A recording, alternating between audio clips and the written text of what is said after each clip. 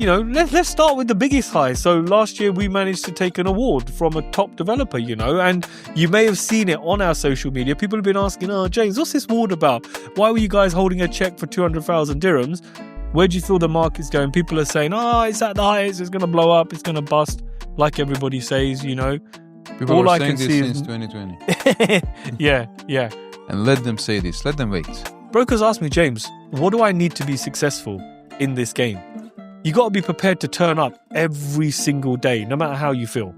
Even if you feel like shit, you need to turn up and start going through the process. And what I mean by the process is, welcome everybody back to another episode. And it's been quite a while since we've recorded any content together, me and my sidekick B, who you can see on this side. And why is that? There's no reason for it. We've kind of just been busy focusing last year very much on hitting some good numbers and some good sales in our own brokerage. So our attentions were slightly diverted. That's not to say we weren't concentrating on content, because we're going to talk more about that today. But let's kick straight off, B. Welcome Morning. back. Thank you. Thank you for having me again. No, well, it's not having you. You are on. You're kind of like a co-host anyway. So, now look, let's start with obviously 2024, the year for me, it just feels like it's just flown past, Yeah. I was talking to other agents as well, some of the friends in the field, and I think it was the same for most of them. Most people felt that. Yeah. I think anybody who was quite productive last year and going in hard was just always busy, because I just felt like you start the week on a Monday and before you know it, it's Friday. And 2025 seems to be going the same way. We're sitting here today, it's Friday morning, 8 o'clock, and it feels like it should be a Wednesday. The time is just moving so quick. No, I agree. And for 2024, when I was talking to most of the experienced agents who are in the field in Dubai for more than 10, 12 years. Yeah. They've seen 2011, 2013, 2015. And they were all saying that 2024 was the best year for them. Wow. Yeah, Well, look, talking of best years, obviously, it was a great year for us, Yeah, it was good. And I don't think a lot of people know this. We've been in the field for a long time. We've been in real estate for a long, long time. Your experience from Iran, my experience in the UK.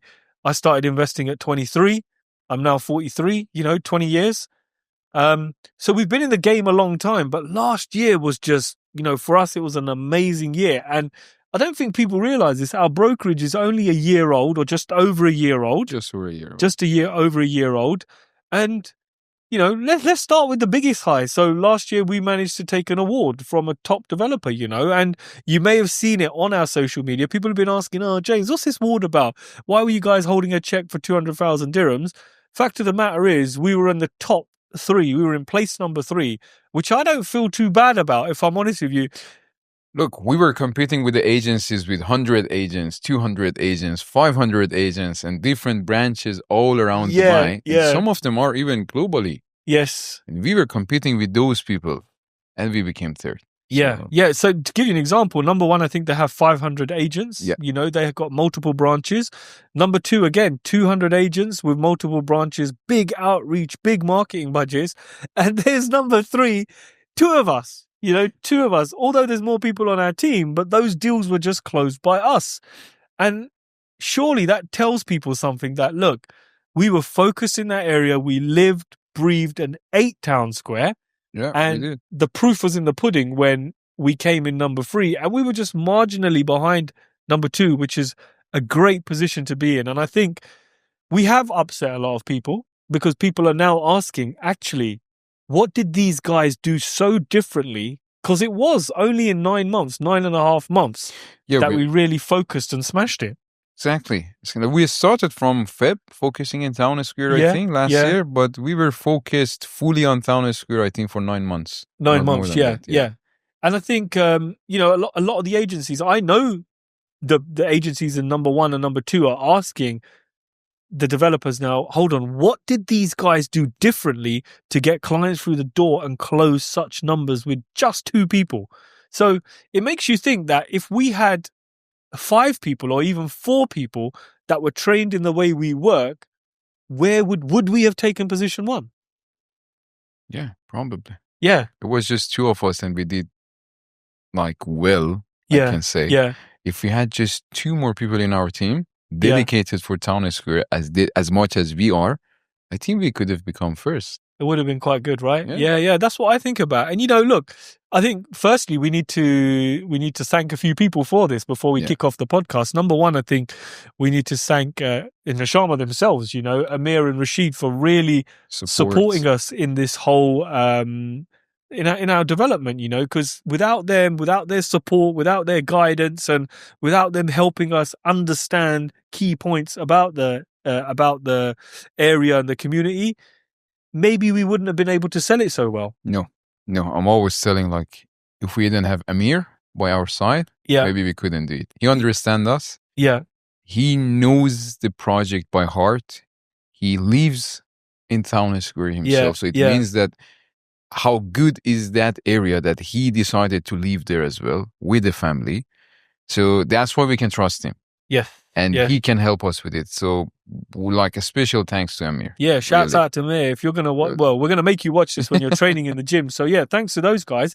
And I think number two, we need to thank our clients. Obviously, our clients, thank you so much to you guys, because without you guys, we would not have been able to win this award because you wouldn't have been buying stuff, True. And thanks for them to like believe in us. When we were talking about Town Square, the one thing I'm always telling you, James, you never see any ads for Town Square. No one is talking about Town Square. No one is mentioning Neshama. Because maybe it's not attractive for some of the agents for some reasons you might know. Yeah. But I really want to thank the clients who trusted in us when we were asking them, like, come here, let's meet. And I had clients telling me, look, it's too far.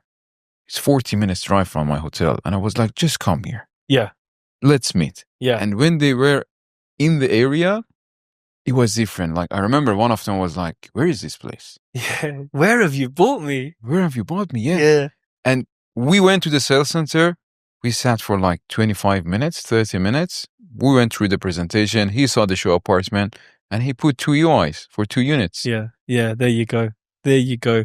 It was time and time again we saw this. We saw it with my clients.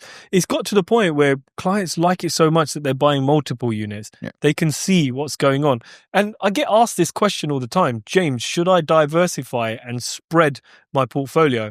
And I always say, look, if you're happy with the amount you want to deploy and you're happy with what you see, why do you want to change it? It's like your favorite food that you eat, right? You eat your favorite food because it's your favorite, it works, it ticks all the boxes, it makes you feel good. Yeah. Now, if your investment in this community works, why not add more? And they say, yeah, but how? And I say, well, just look at us, prime example. We could invest anywhere, but we've carried on investing there. And even when we do have any spare money, it's like, should we buy another off-plan unit, And it's always, we're just drawn to that community because we know where it's going, we know where it's been, and we can see the in-between. And one thing people, they don't know maybe, it's like what we're selling there, it's MR on a better pricing. That's it. Yeah. The community. Yeah. The system, the management, the facilities. So you can never go wrong with MR. Yeah, yeah. And anybody who says, no, it's not MR, well, you know what? You can go sod yourself, because at the events evening, we were shaking Rashid Alabar's hand. Yeah. And who is he? Everybody knows who he is. Alabar. And who is he connected to? Imar. So it's a solid community. So I've said it time and time again. If you want a solid investment where you can put your head to the pillow every night and rest peacefully, and more so, I know I can rest peacefully because I've put you into a nice community, this is the place you want to be going. Simple as. Let's quickly talk about some of the points on it. So I think, number one, we need to talk about the whole community aspect. There's 45,000 people living there. The community is 70% complete. Completed. Yeah. I say to my clients, I go, just come. Even without me, go and have a coffee, sit at Parker, sit at Starbucks, sit at Katrina's, sit wherever, even sit on the green field and just people watch. And they go, what do you mean people watch? I say, come and just let the feelings go inside you of how people are moving. You'll see nannies with children. You'll see children playing. You see mums. You see couples. You see all of these things. And all of these things, You can't stage these things. You can't fake these things. These are people actively living. So it's a solid community. So I'm going to start with that first point. B, over to you. What's another plus point, would you say, for Town Square right now? Look, for Town Square, for me, I think I cannot find any other comparison for Town Square. First of all, like, it's one of a kind. Because when I had a client, he asked me, okay, can you take me somewhere else? Same as Town Square. And I was like, there's nowhere. I can take you to Dubai Hills, but you have to pay 1.8 million for a 1-bedroom. And it's not that family community because of the mall. I'm not saying it's a bad community, but it's more touristic spot. Sure. But Town Square, number one for me, is family oriented. Yeah. You can, like, you have kids, you have children, 7 years old. And when they go out by their own, do you afraid that something going to happen to them? No, not at all. Not at all. I had my nephew and nieces round last weekend, and I said to the kids, like, they go, okay, can we go to the park? I said, yeah, you can go to the park. And they're standing there waiting for me. I said, I'm not coming with you because the park's just there. And I know you're perfectly safe wherever you go in this community. So you go on your own. And even my nephew and niece were a little bit shocked because the community they live in, they really can't do that. You know, they need an adult to supervise them to take them there. Whereas here, there's kids mooching around, there's kids playing, and it just makes life so much easier, especially if you reside there and you live there, because you can carry on doing whatever the hell you want to do. And your kids are living their own life, you know, and you know at the back of your mind, they're perfectly safe. You go back to places like the UK, could you let your kids go to the playground on their own? Absolutely not. Because you don't out yourself by your own. Well, exactly. What's going to happen from the point of them leaving the front door to getting to the playground? And then when you get to the playground, these playgrounds are disgusting. People use them to go to drink beer. You see drug addicts. There might be syringes left there. So, you know, let's not go into that, but you know what I mean. It's a nice community. I think the other plus point for it is the amenities. Like, look, all the major restaurants are there now. People fail to think that, why the hell would a Starbucks be there? Why is there 3 Starbucks there? Why is there multiple Pizza Hut locations? So you got Starbucks, you got Five Guys, you got Nando's, you got an independent pub, you got Katrina's, you got Parker's, you got El Forno, this Italian place is a chain. And you got this new shawarma place that's open, which is a chain as well. Why are all these big brands coming here? Ask yourself this one question. If the big brands are moving into a community, they have done the research for you, and it means that there is clientele there, which for you as an investor, you should think to yourself, okay, if I'm to buy an investment property here, there is a demand for people coming here. There's a demand for people wanting to rent here. There's a demand for people wanting to live here. You can answer this question yourself just by walking around and seeing what's present. And look, when, like, as an individual, when you're buying something, when you're buying a property, you do your own research, you do your own development, everything. Imagine a company who's investing millions, like a Starbucks, like Five Guys, like Nando's. They did much more research and development than you. You did, yeah, absolutely. And that's what I say. Do you think they opened that without checking the demographics? Hell no. You know, not at all, because that building there is huge rent. And I know the rents are expensive there because I looked at an office last week and I looked at the rent. So, okay, you know, so anyway, but it is a pricey place to be. So I think the other thing great about Nishama is their build times. You know, I haven't seen them be delayed on stuff. And if they have been delayed, it's out of their control.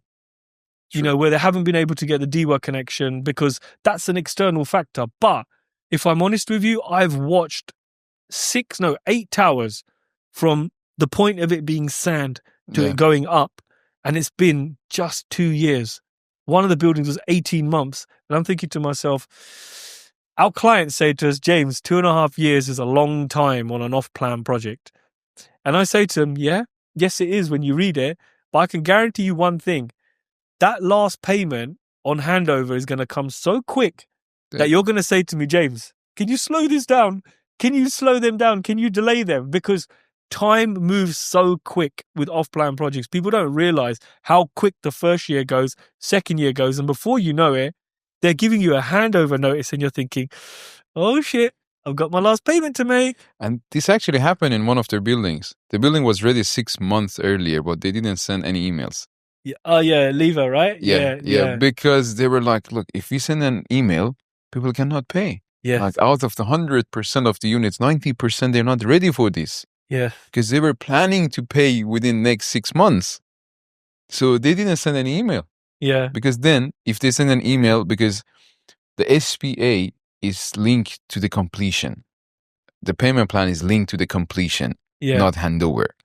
So when they send an email that the property is completed, they have 2 months or 3 months to make the payment maximum. Right. Okay. So that's why they're also, and it's a loss for them because they could have taken the money and start another project. Absolutely. But they're taking care of the people. They look after the people. See, that's what I found as well. This developer really does care about its clients, And now look, I know every developer has timelines, deadlines, and they want you to stick to the payment plan. But what I found with Nishama in particular is that if you've got a genuine problem, let's say, for example, your third payment's due. It's due on the 1st of March, and you can't make that payment, say, till the 3rd week, 4th week, or even let's say it goes on till the 2nd week of April. Now, providing you've got circumstances where you can explain yourself, I've found them to be very, very lenient. Now, that's not to say they're not getting stricter, but if you look at other developers, they're like, man, because I've got clients that have bought with other well-known developers and Nishama, and they say to me, James, why is this other developer not like Nishama? I'm getting called every single day and hounded, and I feel that this is going to go on for the next 3 years. And I'm only a week late. So, I think these guys actually do really understand that sometimes you've got to work with your client. And that's what I love and respect about them is that when there's a situation, they are willing to listen. Well, I need to add something. It's for the broker you're working with as well. People who are working with us, we are trying to do everything we can to help them. Yes. We had a client, we pushed an installment, the first one for 45 days, 50 days, 60 days.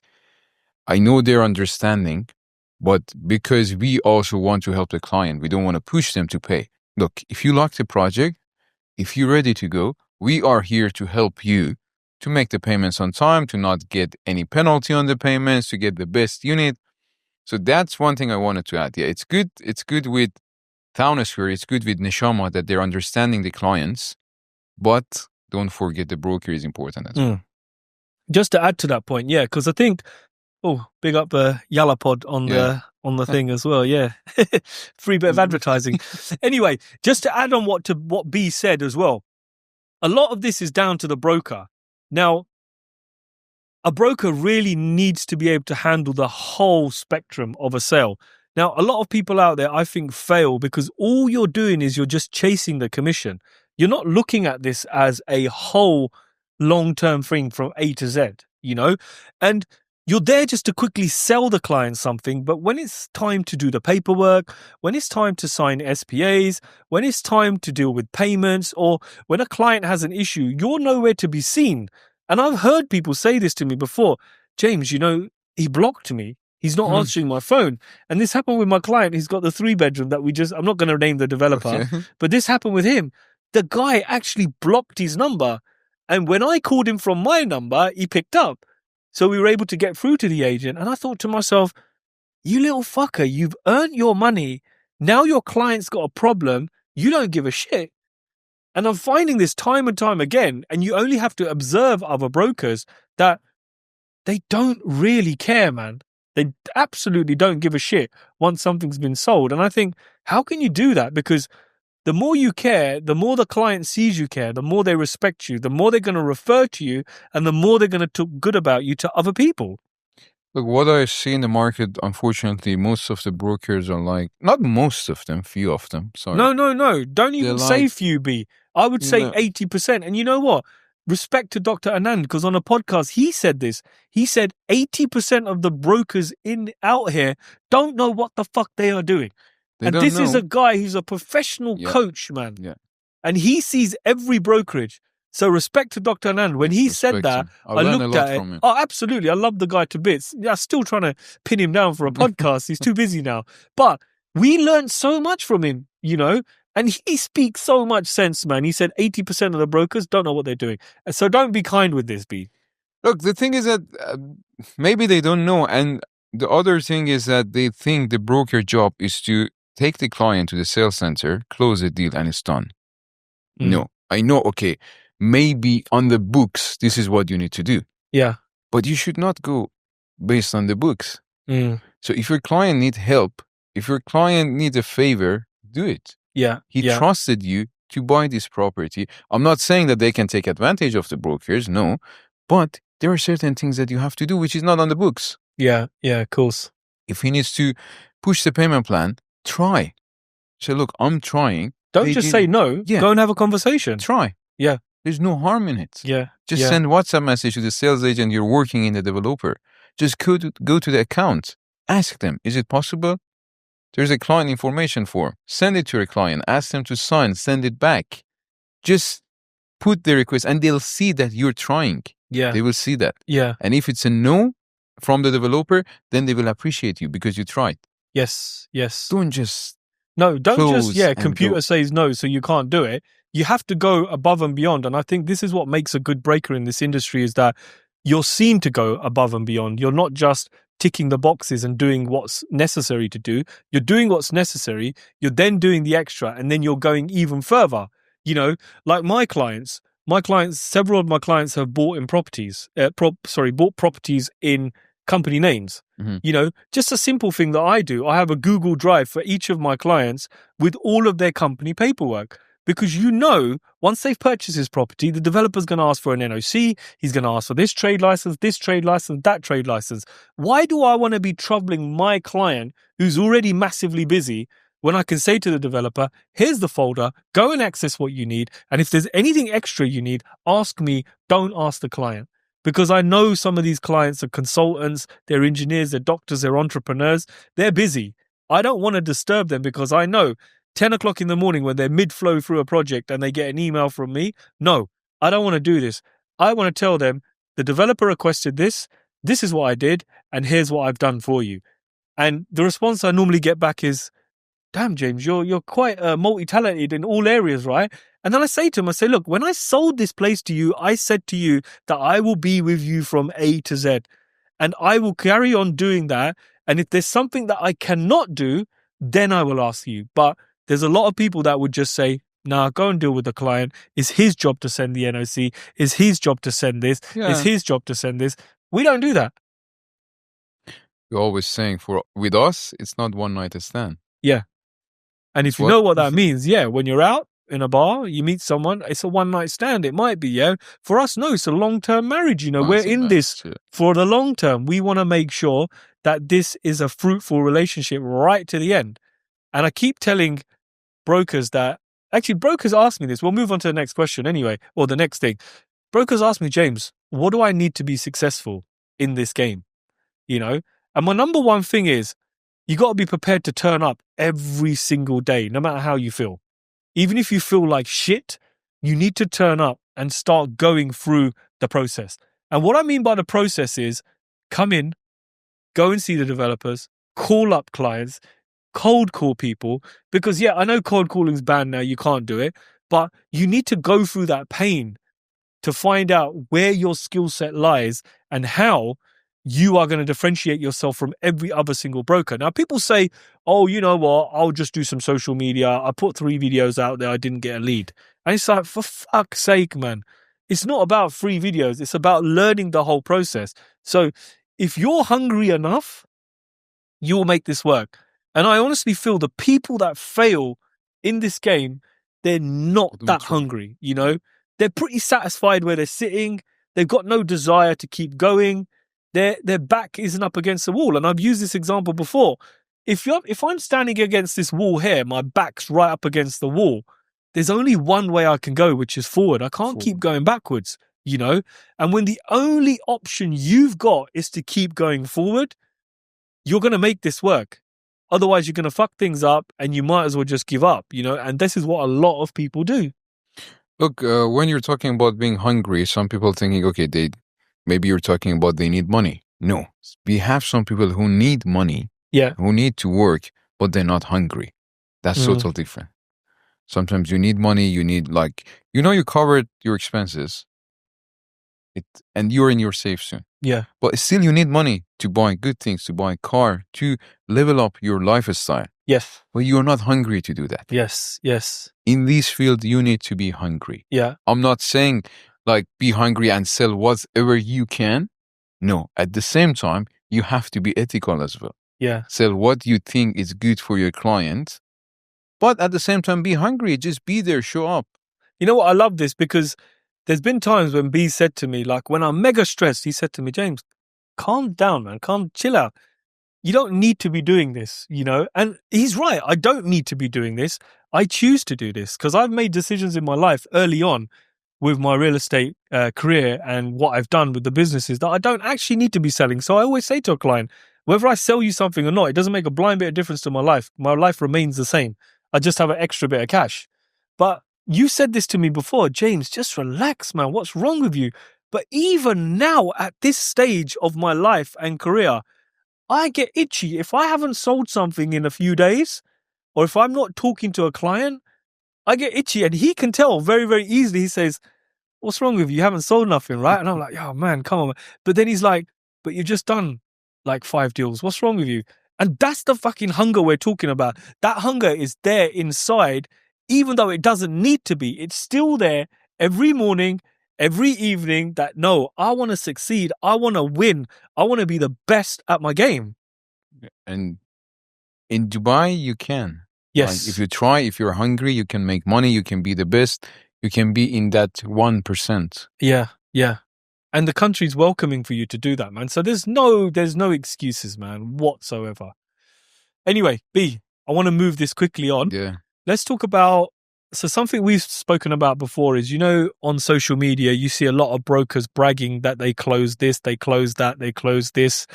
And, one of the things I did at the end of 2024 was have a social media clear out. And what I call a social media clear out for anybody listening, it's like clearing out your closet or your wardrobe. What I've done is I've gone into my social media account and I've removed probably 800 people that I was following. Oh. So you'll see, and I'm sorry, if you're one of those people that's been removed, your content either doesn't relate to me or it's nonsense and I don't want to see it on my feed. So I took off everybody where I was not vibing with. I didn't like what the style was. I didn't like what they were doing. So they were gone because I didn't want that shit feeding my brain when I'm on social media. So now when I flick through my feed, everything I see is stuff that I want to see, And I say to people, you can control this. And I was seeing a lot of bullshit from other brokers. I've done this, I've done this, I've done that, I've done this. Now, or I've just transferred this deal and I've made 100,000 dirhams. No, you haven't. It's bullshit. Because 2 weeks later, if I'm looking at your RERA number online and I'm seeing you haven't transacted that deal, it means you're chatting shit. At least when we said we sold 50 units, you could go onto my RERA and you could see, say, 47 of those units have been registered. Yes, the others, the SPAs may not have been registered or whatnot. But if you're saying you've just completed a transfer within a few days, that is going to show on your RERA number. So look, all you brokers out there chatting crap that you've closed this, you've closed that. It's very, very easy to see if you're lying or telling the truth, And we did talk about this. We thought about doing a social media post where we'd just look at people's RERA numbers and go through it and say, okay. But then we thought, you know what? We're not of that type. We're not hating, but we're just making a point.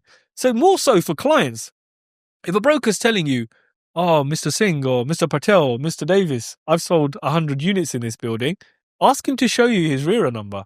Ask him, say, show me the proof. Show me where you've done this. And one thing I got to say, big up to my client, Jamie. Jamie, very, very good friend of mine from the UK. I was showing him around Town Square and I respect and love him for this. I kept saying to him, yeah, Jim, I live here. This is my community. Yeah. And he turned around and said to me, goes, all right then, show me your house. And I'm like, whoa, straight away in my head, I'm thinking, can you imagine if I was chatting shit right now and a client has said to me, okay then, Billy Big Bollocks, show me where you live. Show me your home. And I was like, okay, let's go. And then we walk into my house. It's all cool. My dog bites his little toe. There's photos of me and my family on the mantelpiece. My maid's there. She's like, oh, do you want a coffee? Do you want a tea? I showed him around the whole house. And I think at that point, he probably felt a little bit silly. But as soon as we stepped outside the house, he's like, okay, I'm ready to sign now. But he needed that confirmation. So guys, don't be afraid. Clients, don't be afraid to ask these questions. Ask your broker, say, okay, Mr. Billy Big, what have you invested in? What do you own out here? What are you doing out here? You're this so-called area specialist. You're this so-called broker specialist. Show me what are you buying? What are you earning? Well, I had the same actually with one of the clients when I told him, look, if I'm bringing you to this place to buy, because I'm investing here myself and I trust. And I was like, and he was like, okay, which building? So it's off plan. It's this one. Which unit? So this is the unit number. And then he was in relief. He asked Amir which unit he owns. And then I saw in his face that still he's not like, he didn't trust. Then I showed him the title deed. Yeah. And this is the price I bought. Now you're paying 10% extra and if you don't buy it right now, you have to pay another 10% within the next 6 months. Yeah. Then he was like, okay. Then he believes you, right? But the thing is, it just goes to show how ethical we are as brokers and agency owners that we're able to show people this. Yeah, and look, there is a saying outside, fake it until you make it.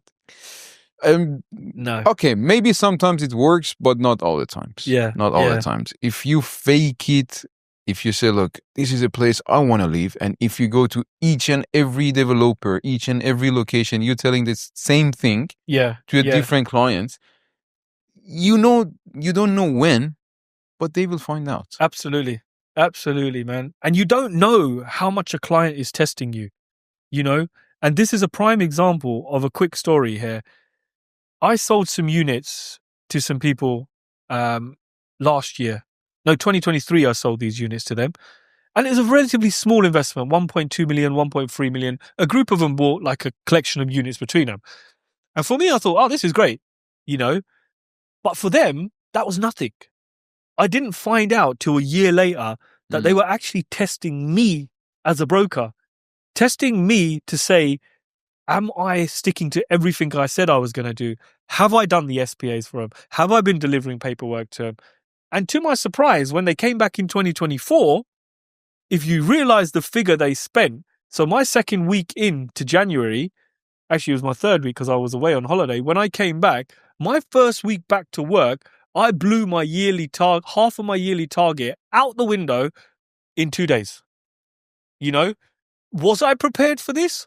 No, probably not. But it just goes to show that because I was always ethical with these guys and because I maintained professionalism all the way through, I never got aggy when they asked me to do something. I never got angry at them. I was always there, quick to respond on WhatsApp, making sure they were helped in every way, is that they came back and said to me, their words were, James, we weren't even going to buy anything this time round, but your passion for each of the projects you showed us, your data, your presentation, you know what you're talking about. And what you're talking about has confirmed in our head that we're going to go ahead and buy this.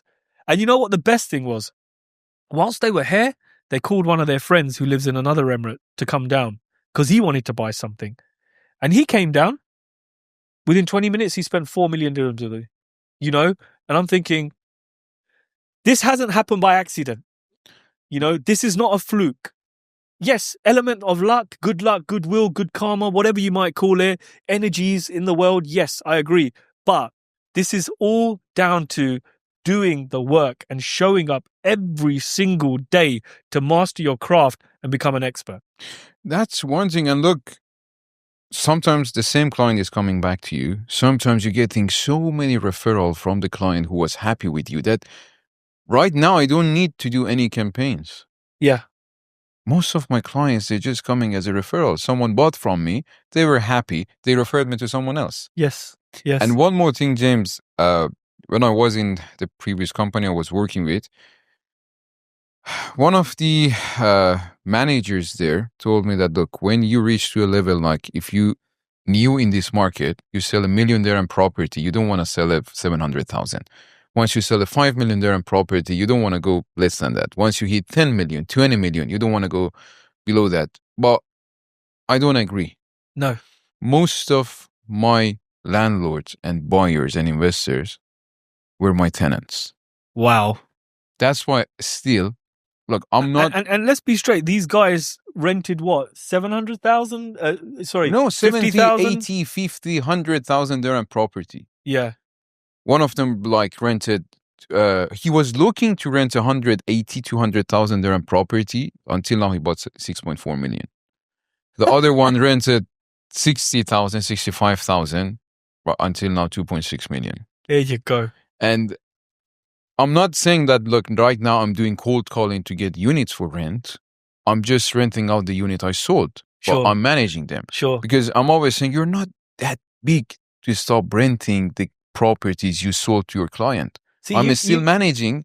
Yeah, I'm still managing one studio flat, which I sold, and I keep still managing that one and renting out for my client. And that's the client who's never been here to see it, right? He's never been here. But I'm always saying, if this client was not there when I started in Dubai, I wouldn't be here right now. Because he's the one who trusted me, who spent 500,000 dirham at that time with me to buy a studio flat without even coming here, without even seeing the property. And now I have to take care of that client. You know what this is, B? This is a typical example of not having any ego. Yeah?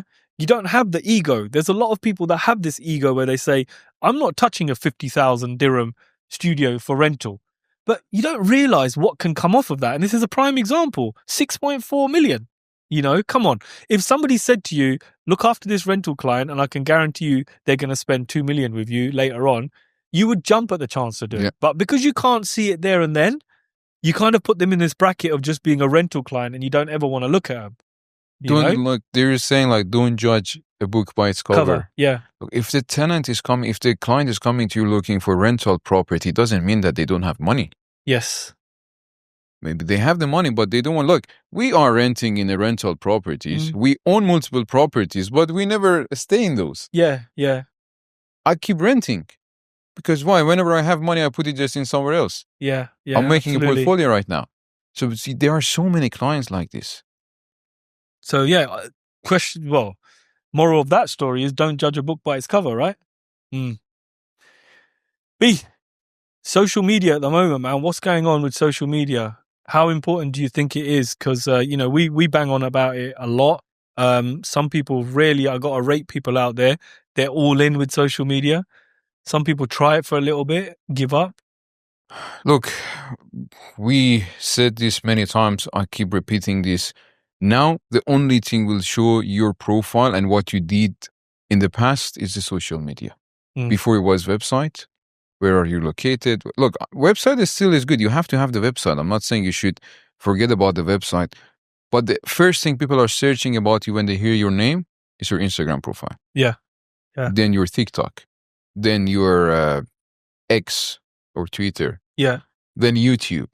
So you need to be active. Look, if you can, I know you're doing all of them, which is like, I can never imagine how you're organizing all this. Yeah. That be active on all these platforms. I'm going to talk about this in a moment, actually. But I'm always telling people, like, even if you cannot do all of this, just keep your Instagram live. Yes. Just post, just put something. I remember Gary was saying that when you record a video, just watch it one time. If there's no mistake, grammarly or spelling mistake or something, just post it. Yeah, sure. Don't go through it like, I look like this, I look like that. I need to adjust the brightness. I need to adjust the lighting. I need to take the new video. No, it's good. If there's no spelling mistake, just post it. Yeah. Don't overthink. Yeah, and I think this is the problem. People overthink with social media, right? And I think there needs to be a strategy behind your social media, but you don't need to be overthinking it. You need to just be putting yourself out there because let's face it, the first 100 videos you do, 200 videos you do might be shit. But who gives a fuck? Because I don't care. When I shoot a video, I try to shoot a video one take. The only time I'll shoot something 2 takes is if I said something wrong and I want to re-say it. And our latest videographer I meet with him 4 hours a week, every week. That is the most important block in my diary. And no one knows they can't book a meeting with me at that time because I'm shooting content. And yeah, I've been a bit slack recently. My Instagram's been active, but it's not been as active as it was. And there's a very good reason for this, because we've been redesigning a few systems. But with social media, you need to be posting something. Because look, right now, we live in an era where you can advertise yourself, your service, your product, what you do for free. Instagram, you can put stuff on there. YouTube is like having your own damn TV channel. Even Instagram is like you having your own TV channel. Exactly. What we're doing right now here, shooting a podcast, is like having your own radio station. Yeah, back in the days when people used to be on radio. Then you've got stuff like TikTok. You know, even TikTok. I was surprised. I was listening to a podcast with Farouk from, you know, is it Farouk? From Springfield? Yeah. Tall, good-looking guy, nice beard, you know. So I was listening to Farouk's podcast, and it was amazing because he was talking about a deal that he did. I think it was on Palm Jabal Ali, yeah? Yeah, TikTok. And then the father who bought the property, he asked him, he goes, look, man, how did you find out about me? And Farouk was even shocked at this. I really admire him for this when he shared this story.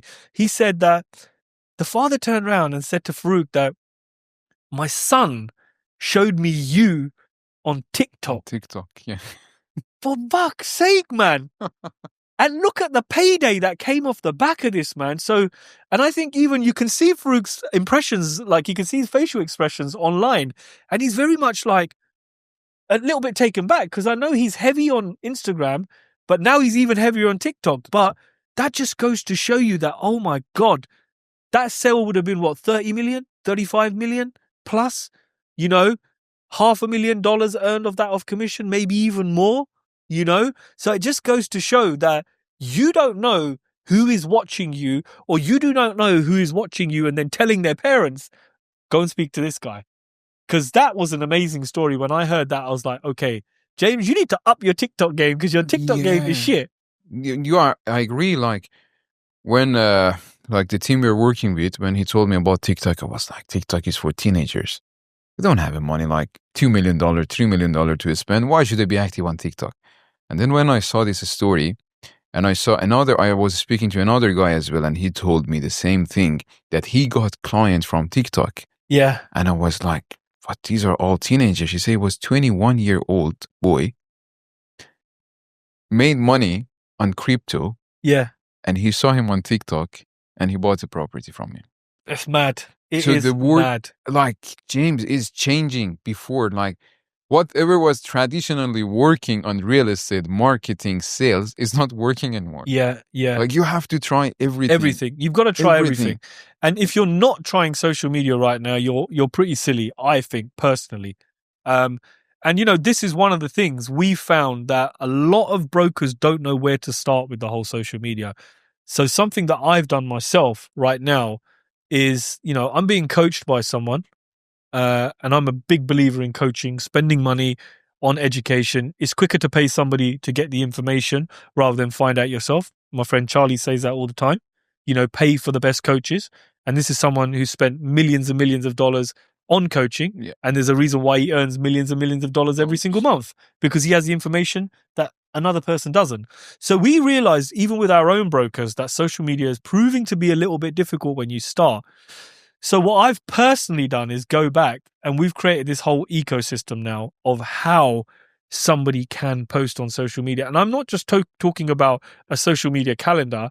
I'm talking about in-depth hooks, the body, thinking about the content, what's going viral, what's trending, all of these things, 45-minute long scripts, working with your videographer.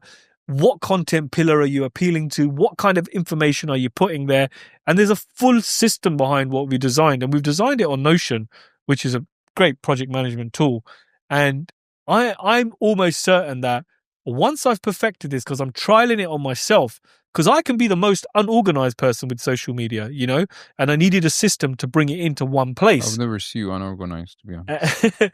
And I'm confident that now I've got a winning formula that can be replicated with other agents, and I'm going to try it with our own guys first. So anybody who's out there thinking, you know what, I like what these guys are saying, man. I want to be part of a brokerages that are thinking on another level, because brokerages think about social media, but how seriously do they take it? How much of them looking at it as a complete science or a complete art? So we're looking at it as we could bring a fresh broker in, put them into this social media ecosystem and really blow them up. And that is the main goal of trying to do this. Now, it's not about having 200,000 followers. It's about having 30, 40, 50, 60, whatever thousand it might be, but fully engaged audience. Yeah, exactly, James. Like, it's good that you mentioned there was someone like, I have only 1,500, 1,400 followers. Yeah. I told him, look, bring that 1,400 into a room. Yeah. Into like a event center or somewhere. See how many will be. 1,500 people in one room. So imagine 1,500 good followers, like engaging followers, are seeing your content every day. So you're doing amazing. Yeah, of course. So imagine you want to bring 1,500 people every day to an event and speak to them. Yeah. Talk for them. No, you're doing the same thing on the social media on Instagram. So it's not a small amount. Even 800, 900. You know what? I think the problem here is vanity matrix. Yeah, people are looking at followers as some kind of achievement, you know, and I think with social media, one of the things that can really get people down is when you're looking at other people. And I always say, stay in your own lane. You know what your end goal is and forget what everybody else is doing. All right, be observant to what's going on with trends and what people are doing, but don't beat yourself up. If you see someone post something saying, I closed a 20 million dirham deal, don't look at it and think, fuck, I haven't done that. You have no idea how that deal's structured. Just because they've closed something for 20 mil, you don't know how much they're making. It could be 0.05% of something, It could be very, very minute, but when you're looking at it as a piece of content, you're thinking, oh my God, man, what? Look, I can't even sell something for 1 million dirhams. This guy's out here closing these massive deals. Don't let that shit get you down. So I say, when you start on social media, follow the people that are inspiring you. Follow the people that are putting out great content and making you think, you know what? I like this. I like what this guy is talking about. Then take inspiration from that content, hit that little save button at the bottom, and save that piece of content and think, you know what? I'm going to take this as inspiration and I'm going to create something of my own from it because I like it so much, And why not? Don't just be doom scrolling all day long, looking and thinking, oh man, this guy's doing this, man. I feel like this. I feel like this. Just make sure that whatever you're doing, you know what your end goal is, where you want to be and where you're going, and cut the noise because there's so much bullshit out there. Brings me back to that point. 80% of people out here are talking absolute crap. And you know what? I've heard it firsthand from developers' offices where they say to me, James, every agency out here, no matter how many staff they have, it's always that 10, 20% of the whole team that is closing and keeping that company afloat. And he goes, I can tell you that is systematically the truth throughout the board, and everybody has the same pain points. Because some people just want to join a brokerage so they can have a visa, they can sit around, and if they close something, they close something. It's not really a serious career. It's a very low barrier to entry, this game, to get into. And some people, for them, you know what, I'll stay here, I've got a visa, I might earn something, I might not. So stay in your lane, make sure you're completely focused on what you're doing, and fuck what everybody else is doing. Totally agree. And with us, like, we don't have a big office. We don't have investors behind us. It was me and you who started this company. And we don't have a big office because we don't need it. For now. Tomorrow, if you hire more, we get bigger office as well. But with us, is like, if you join us, we support every agent with all the tools we can. Let's say it here, James. I was never a fan of salary. No, we never give salary to everyone. Like, I had an agent coming to me and asked, like, can I have a basic salary? I said no. Yeah. And why? Because basic salary puts you in your safe zone. Yeah, it makes you comfortable. That's it. You got the salary in this field, in real estate, you are dead. Yeah. Because I'm getting 4,000, 5,000, 7,000, cover my expenses. You don't close anymore. No. And I've seen this. People who joined the firms with a salary, they were doing amazing. Then they say, look, let's go to the firm. It's giving me a salary. It's covering my expenses. I can focus more. it was opposite. Yeah, you don't focus more. They don't focus more because in their mind, look, I'm getting 15K. I'm getting 12K. Okay, that's good. Yeah. No, I agree with you. Absolutely agree with you. With us, I'm all like, we are in the field. Me and you, we are in the field. We are closing. We are agents. In our office, there's no boss. There's no manager. There's no owner. You're all sitting together. And the only thing we want from the agents who are joining us, as you mentioned, we support them in any way they want in social media, but they have to be active there. Yeah. And look, we support them. And James, it's not a hard thing. Like if someone doesn't want to pay for the coach, like coaching, I believe in it. You're doing it. But even if someone doesn't want to pay, like just go to ChatGPT. Yeah. Just ask ChatGPT. I want to start my Instagram profile. Give me a 30 days plan how to start. Yeah. It will give you 3 pages every day. What to post, how to edit, what captions you can put. You know, we live in a day of AI now and tech and everything and apps. There's no excuse. Nothing. You know, if you saw the way I run my social media account and how I prep, how many AI apps I use that integrate into Notion and work to make my workload so much less, people will be shocked. You know, I've got AI doing all kinds of tasks for me at the moment. I've got 35 different custom chat GPTs that I use on a daily basis in my work that make things easier for me because I'm trying to offload as much work as I can, you know? And I just think to myself, like, there is really, really, really no excuse to not be succeeding in this game right now. No. I cannot add anything else because you said everything. Yeah. Right. B, 2025, man, what's happening? Where's it going? Where do you feel the market's going? People are saying, oh, it's at the highest, it's going to blow up, it's going to bust, like everybody says, you know. People all are I saying can this see since is 2020. Yeah. And let them say this. Let them wait. Yeah. We're not losing anything. They're losing. Yeah. Just to add one thing, people are saying 2025, the prices are too high. The market going to crash. I'm going to buy then. I'm hearing this from same client from 2022. Wow. Market going to crash. I'm going to buy. Market going to crash. I'm going to buy. So, okay, wait. Until now, since 2022, the same area he was looking for, he is paying 40% premium to buy something ready there. And if he was buying in 2022, in 6 months, his property was ready. So just add here, 2024 was a great year. People are saying there's so many launches happening. Yes, there is. Only in first week of February, 18 new projects launched. Yeah. 18 new projects from 3rd to 7th of February. Yeah.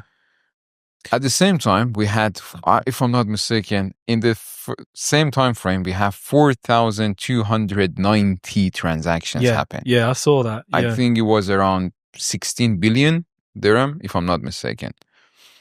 This is one thing. So the market is not slowing down.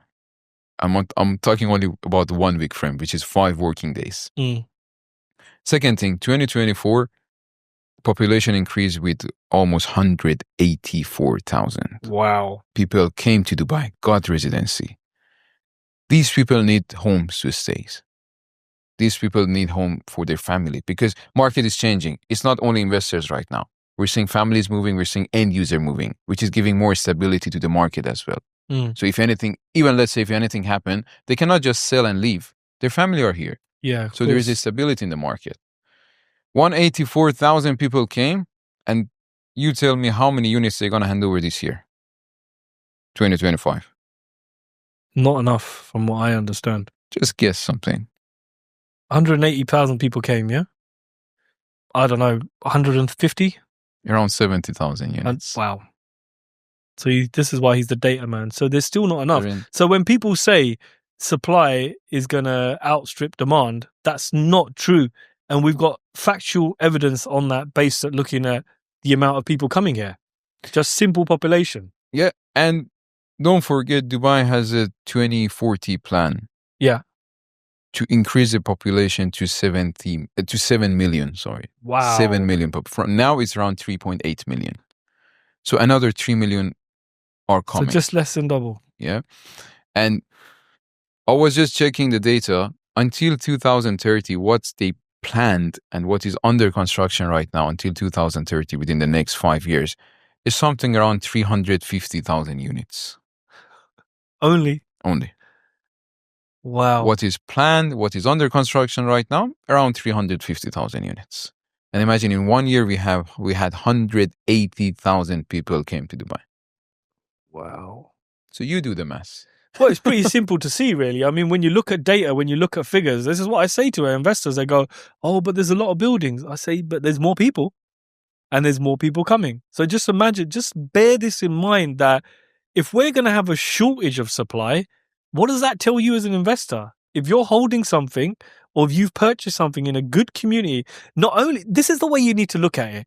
If you're buying something off plan today, you're buying at the lowest price. Number one, every broker will tell you that. Oh, sir, you're buying at the lowest price. It's going to appreciate ROI, all that bollocks, yeah? But it's not. You're buying at the lowest price. Number two, the time it's going to take to build, you've got the appreciation kicking in then, yeah? Number three, what people fail is that the population is also increasing, which means your unit is becoming more and more in demand when it hands over, right? And then number four, by the time it's handed over, this is another thing people forget, is that the mortgage market kicks in. So when the mortgage market kicks in, your clientele changes as well. It goes from investor to end user. When an investor buys a property, they're buying with their brain. They're doing figures. They're looking at returns. If the numbers work, they're in. When an end user buys, they're buying with their heart. It's a totally different emotion for them. They're picturing themselves sitting there having a morning coffee. They're looking at how their kids' rooms are going to look. They're looking at watching the TV on a Friday night with their family, having a Domino's pizza, couple of beers, whatever they might be doing. When the emotional side kicks in, that's when you see another increase. So bear this in mind as an investor. Don't just look at it as, oh, you know what? I'm not sure. ROI, all of this nonsense. There's a number of factors you need to be considering outside of numbers as well. And I've just outlaid a few to you there. So if you're sitting on the fence, come and have a chat, because it's going to be a totally different chat with me or B, which is going to blow your mind, because we're not going to give you the same bullshit that everybody else tells you about ROI, all of this and that and this. There's other factors. We can present you with stuff and show you raw government data, live data of the population increasing, and show you also via our software and apps that we have on demands in certain areas and what stock's coming and how actually people are fearful that there isn't going to be enough. There isn't. And there isn't, James. Like, as you said, like data figures, when I'm showing people the occupancy rate of Town Square, they're shocked. Yeah. Just that one simple fact. And how much do you think is the occupancy rate? I think it's 94%, 95%. 94%. Exactly. Who else can boast that in the area? 94% occupancy rate. Yeah. Is not a joke. Like, people believe in that area. And one more thing I need to add here for the investors. You see so many ads out there. 1 bedroom from a well-known developer from 1 million.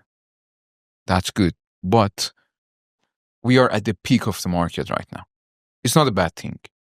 It will still increasing, but we are at the peak compared to 2015. 2015 was the last peak. Now we are even higher than 2015. Yeah.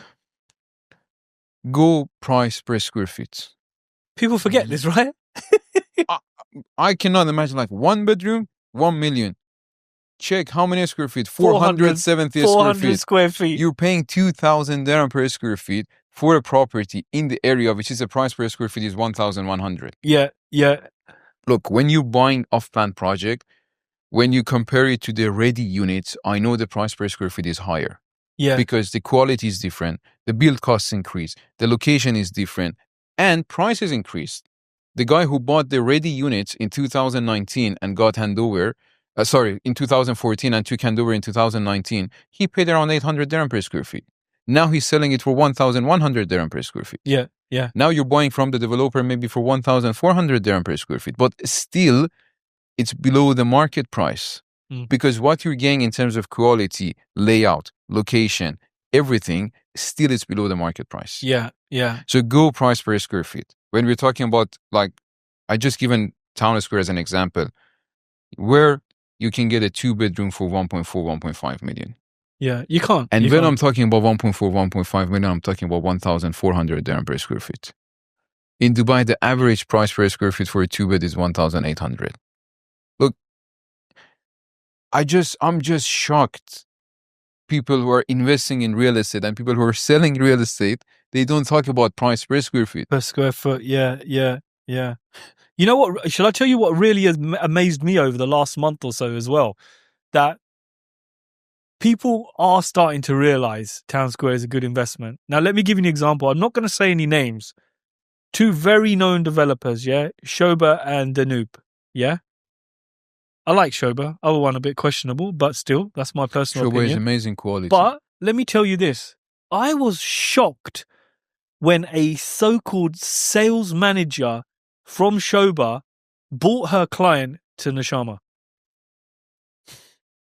And then, not only that, I was shocked. Well, I wasn't so shocked about this one, where a sales guy from Danube brought his guy to the sales center in Nishama. And I'm thinking to myself, hold on a second. You guys are employed to sell a product for another developer, but even you don't believe in it. That you're bringing your client here as an option because he's rejected what your developer has.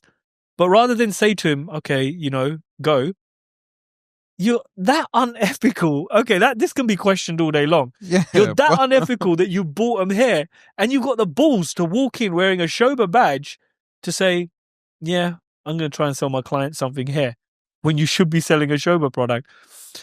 That's when I thought to myself, okay, even staff that are working for other developers are realizing, actually, you know what?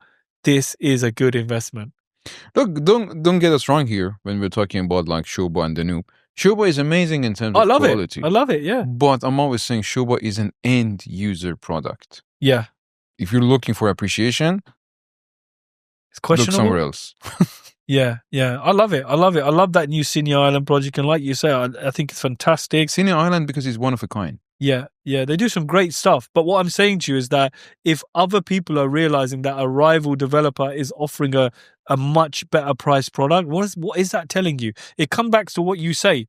Always check the square foot price, because if you're buying a 1 million dirham apartment and the size is 470 square foot or 450, or you're buying a 1 million dirham apartment and the size is 680, there's a big difference in the square foot price. And this is where people go so wrong. They just see the ticket price.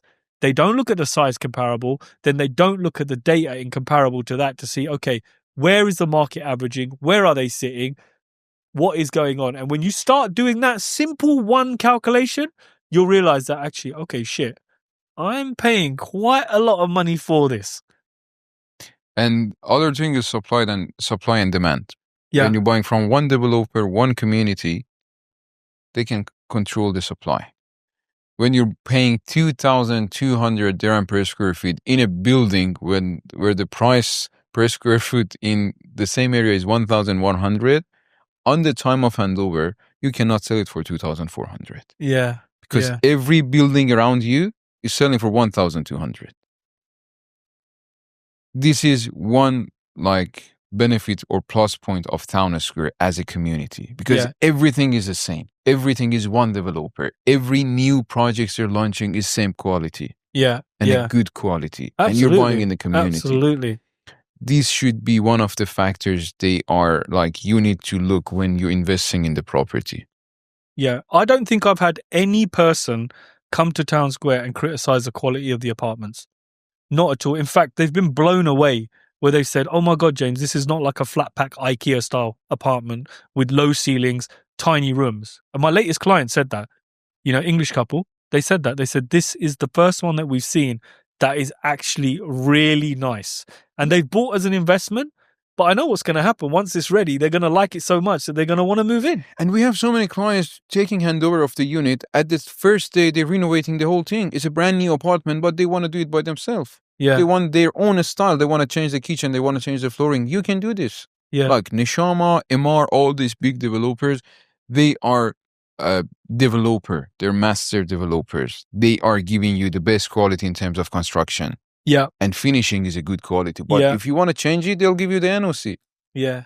You if can you really want to change it, but you don't need to, Well, like, let's say someone wants to change the flooring.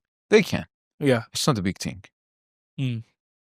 Anyway, B, I think we're going to have to wrap it up there because we've got another meeting after this. But look, guys, we'll be back twice a month, actually, shooting a podcast. So if anybody's watching this, and well, we hope somebody's watching this, in the comments below, especially on YouTube, tell us what you want to see content on. What other topics do you want us to be discussing? And we'll go into it in more depth, because I'm sure anybody who's thinking about investing in Dubai is going onto YouTube and typing in investing in Dubai or Dubai investments, or I want to buy in Dubai, I want to move to Dubai. So any questions you've got as an audience that you want us to go more in depth in, stick it in the comments and let us know, and we'll do something with that. And if anybody wants to find out more about Town Square, they want to find out, they want to see our presentation, or if you're in Dubai on holiday, you want to meet up with one of us and have a look around, we'd be happy to take you about and show you what's going on so you can physically see and feel how passionate we are about the community, and how I'm almost guaranteed you will feel the same as well. Yeah. And can I add one small thing here? Yeah, of course you can. Yeah. People think that we're working in Town Square only. Yeah. No. We are registered with 120 developers in Dubai. Okay. It's 120 now. It's 118. It's around 120 now, because every day there is a new developer. There's a new one. Yeah. And one of our main job every morning, half an hour, is to go through the new developments, new developers in Dubai. So just to add this one, don't get us wrong that we are only selling Town Square. We registered with all of them. We know the market. So if they saw any other project, they want our opinion on it. No string attached. Send it to us. Let us review for it. We have a template. Yeah. We can put the numbers in. We send it to them. Yeah. And we show them, look, it's a good investment or not. Yeah, absolutely. I agree with that. I mean, look, B's right. We do. Town Square is our baby. Yeah. It'll always be our baby, but there are other products that we sell. In fact, January, I sold products from 2 other developers, and I feel they're very, very good products, but they're a different price point. They're a higher price point. It's a totally different product. So even if you've done your own research and you're solid on a project and you want somebody else just to give you that reassurance or run some reports, because we subscribe to quite expensive software, which we can put data in and actually give you accurate data, and data that you can't get readily just offline. It's stuff that needs to be paid for. But we'd be happy to carry out assessments on any project and give you our opinion on it. And, if you've made up your mind on purchasing something, I would always say come and speak to us, because the level added service you're going to get from us, you're going to struggle to get from everybody. And as independent brokerage, we control every aspect of the transaction. So our level of service is always going to be much higher than everybody else's. Yes. We can guarantee that. And on that note, it's a wrap from us, and thank you so much for tuning in. Thank you. Thank you, B. Thank you.